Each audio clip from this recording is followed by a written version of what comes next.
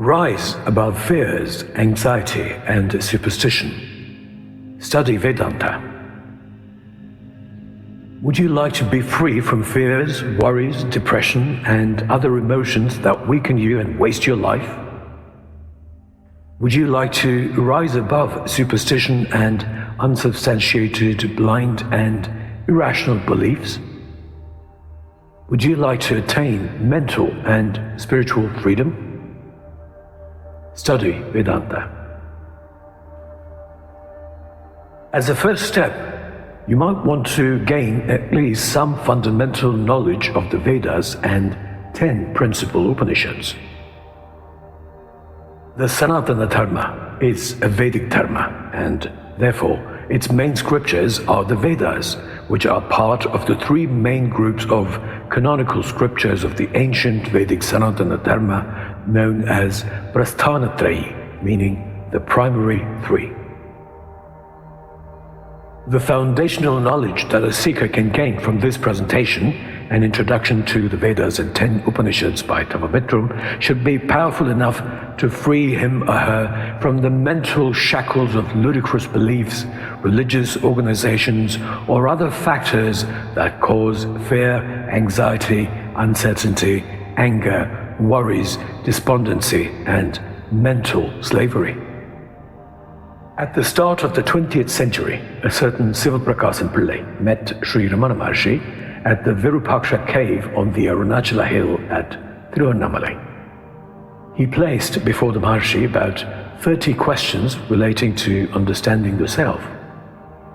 About 2 decades later, the collection of the questions and the answers given by the Maharshi were published in the form of an essay titled Nan Yar, in the Tamil language meaning Who Am I?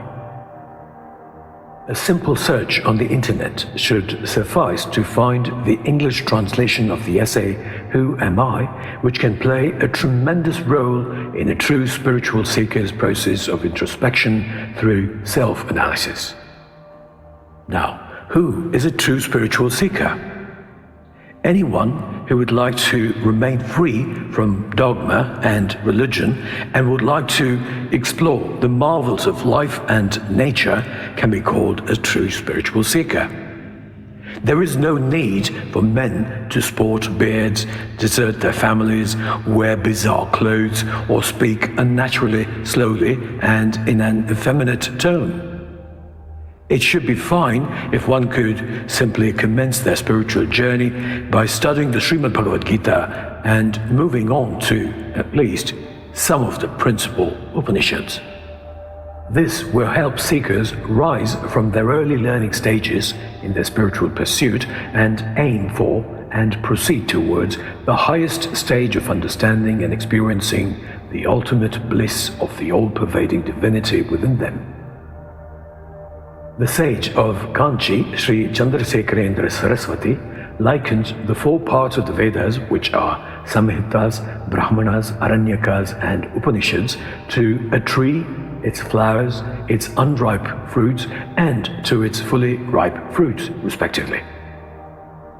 However, to make it even simpler, I personally compare the 4 parts or levels of progress in a seeker's process of spiritual evolution in their quest for truth to the different levels in formal education, namely elementary, primary, secondary, graduation, and above. Puranas and Vedic scriptures are abundant in allegories and metaphors which are greatly useful in raising children with noble values and virtues. However, like what many adults do, it would be unwise to continue to perceive literally the allegorical representations of various facts and features of life and refuse to exit their bubbles of naivety, ignorance, and superstition, believing that they are sincere and devout followers of their religion. Please do not reduce the Vedic Sanatana Dharma to the low level of being a religion. Reading a simple translation of the Srimad Bhagavad Gita can be a great start to studying the rational philosophy of Vedanta, which is the final goal, peak, or end of the Vedas. Well, one surely needs to bear in mind the fact that in today's world, people are pressed for time due to their daily work and personal schedules. Nonetheless, studying Vedanta needs to be given topmost priority simply because even a fundamental knowledge of Vedanta that a person acquires can have a massive impact on every choice, including the smallest and most trivial ones that they might make.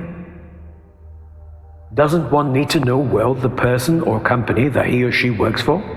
Similarly, before making a choice, doesn't one need to ask himself or herself for whom or for what they would be making that choice, whether it is for their mind, their ego, their vanity, their inferiority complex, or their self?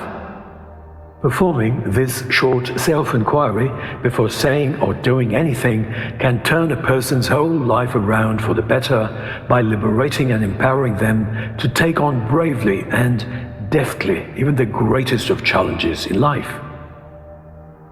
Vedanta frees a person from the baseless fear of some invisible and powerful being in the skies. It gives a seeker a clear understanding that the all-pervading principle known as Brahman is, in the truest sense of the word, all-pervading, which means the self in all living beings is Brahman. Those who go through this presentation who have not read the Srimad Bhagavad Gita or any of the principal Upanishads or both will be pleasantly surprised, if not shocked, to observe how profoundly intelligent and intellectual people of the ancient Vedic Sanatana Dharma were. They were certainly far ahead of many people of today who fight over religion, caste, creed, race, gender, or gods and deities. Ignorance is the mother of all such social issues. People who do not even have some fundamental knowledge of the prime principles of Vedanta are easily tricked by crooks, charlatans, and mountebanks.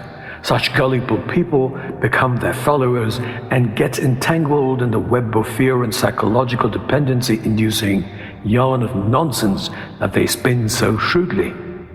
Such sly, self-styled, fake spiritual gurus, whom I call social criminals, include those who either have some rudimentary knowledge of the Vedic Dharma or have done absolutely no spiritual studies or practices but convince the masses that they are highly knowledgeable and wise. The most essential and, in fact, a crucial benefit of studying at least the basics of some important Upanishads would be to straight away flood a seeker's mind with the joy of freedom. The freedom from the false belief that there is or there are separate powers outside oneself and wasting one's life trying to appease such non-existent beings will come to a grinding halt. Instead, as suggested in the Upanishads, the seeker starts looking inwards, which is the ideal path that can lead to the ultimate spiritual goal of self-realization. Remember that all spiritual studies are meant to aid in two ultimate realistic objectives that any ordinary mortal and sensible human being can have: to live a fulfilling life, and to die a satisfying death. That's it. Do not complicate life.